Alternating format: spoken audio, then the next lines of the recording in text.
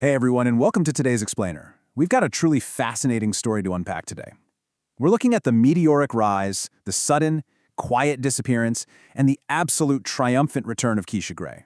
And you know, whether you're familiar with the adult entertainment industry or not, at its core, this is fundamentally a human story. It's this incredibly powerful narrative about losing yourself, battling some really intense inner demons, and ultimately taking back control of your life and your career entirely on your own terms.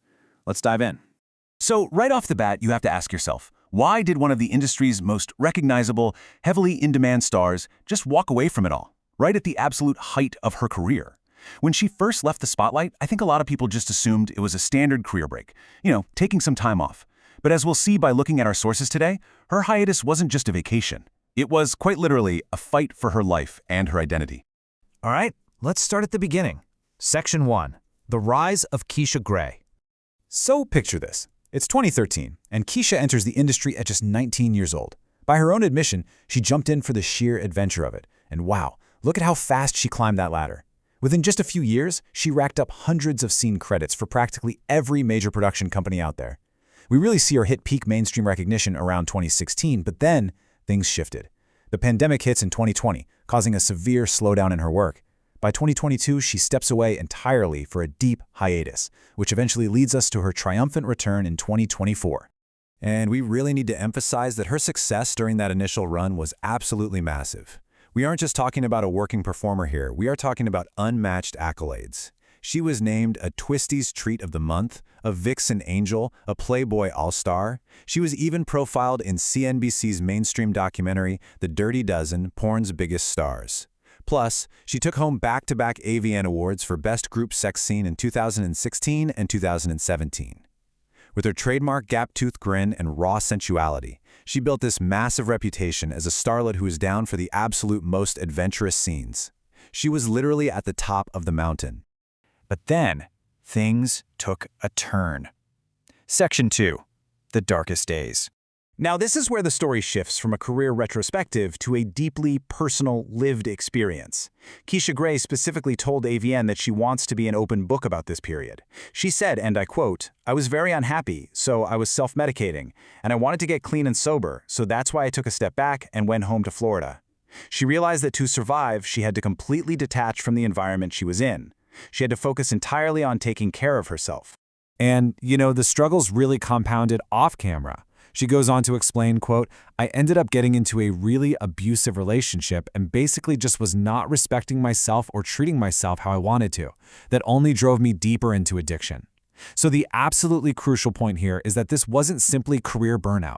A severe lack of self-respect led her into highly toxic environments. It forced her into a very quiet, intense 2-year period away from the cameras, dedicated entirely to healing, maturing, and finally making her own well-being her #1 priority. So, how did she bounce back? Section 3. Healing through community. Well, the catalyst for her recovery actually came from some pretty surprising offset places. While she was away from major studio productions, she broadened her horizons and started sharing her authentic, everyday life with her followers on OnlyFans. She wasn't just posting adult content. She was actually showing herself playing the electric cello. She picked up skateboarding, posting videos of herself learning to drop in, trying tricks, and, using her own words here, falling on her ass. She allowed herself to be incredibly vulnerable. And the response to that vulnerability? Completely life-changing. She actually credits the skater community and her loyal fans for pulling her out of that depression and self-doubt.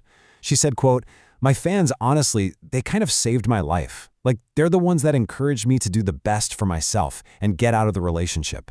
That organic support system, combined with dedicated therapy and her fierce commitment to sobriety, is what ultimately reignited her spark. Which brings us to the comeback. Section 4. A Triumphant Return. Fast forward to June of 2024. Keisha Grey officially stepped back onto a professional set to film No Strings Attached for Bang Bros, co-starring Johnny Love. Now, she admits she was incredibly nervous stepping foot back on a set after so much time away. But she pushed through. And she said that while she was filming, she had this beautiful realization. She actually enjoyed it. She felt like she belonged again. That single scene was the ultimate catalyst that proved without a doubt she was ready to return. Take a look at this stark contrast right here. It beautifully illustrates the dramatic transformation she's undergone. Before her hiatus, she admits she was battling heavy self-doubt, often cast as the teeny bopper type, and she actually acknowledges she had a reputation for being difficult and unreliable at times. But today, she's returning mature, sober, and armed with a remarkably strong work ethic. She's actively seeking redemption and proving to the industry that she is a completely changed professional.